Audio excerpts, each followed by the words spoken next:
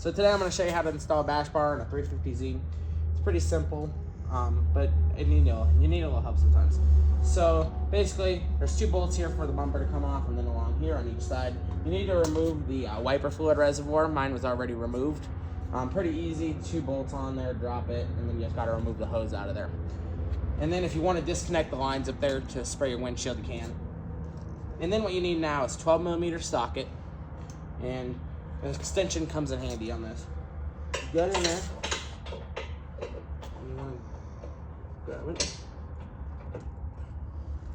Come on, break them loose. And so now basically what you gotta do is you gotta take these mounts all out. These on both sides, they're held in by 10mm bolts. And then on this side, you have to remove this little piece that holds in the wiper fluid reservoir. And then after that, you're good to go. And that's held in with a Phillips head screwdriver. Kind of a medium-sized one. Now you just want to line these up and then slide your bolts in. You can use thread locker on these. I'm not, but it's probably not a bad thing. And they should be torqued down, but it's way too small to slide a torque wrench in there, so I'm just going to torque them by feel. So I'll talk to you once they're bolted in, and I'll give you an overview. On this out, I don't watch YouTube videos on this, and I don't do this prior to know how to do this. I just want to be honest and show you how to do this correctly. And I noticed you have to cut these. If you want to keep your bumper on, do not cut this all the way. I would use a Sharpie, and I would cut it about halfway, just to be able to slide your bumper on if you wanted to put the bumper over this. Me, I don't need the bumper over this, so I'm just gonna cut the whole thing off, and then that'll be better.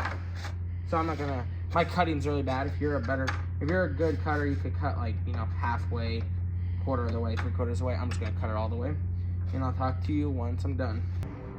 So here's my cutting on both sides. See, not great. If you have like a cutting wheel, which I do have one, the battery is dead on it. You could trim this up really nice.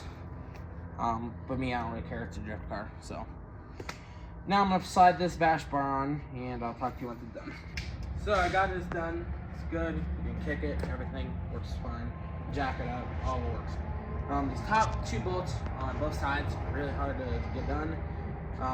I found it best to have a long extension and kind of brace it between here. That's if you're not worried about scratching it. If you're worried about scratching it, I would suggest getting a really small ratchet with the extension set that swaps the socket sizes, and get behind there and tighten it. But then you have a risk of breaking your ratchet. So I think the best way is use a long extension with a small ratchet, like 1/4, and brace it between here and the hose, and that'll get it tighter. So next video I'll be installing seats on it. As you can tell, there's no seat in the car. And we'll be back then, and probably in a few weeks. So I'll see you then. So stay safe out there.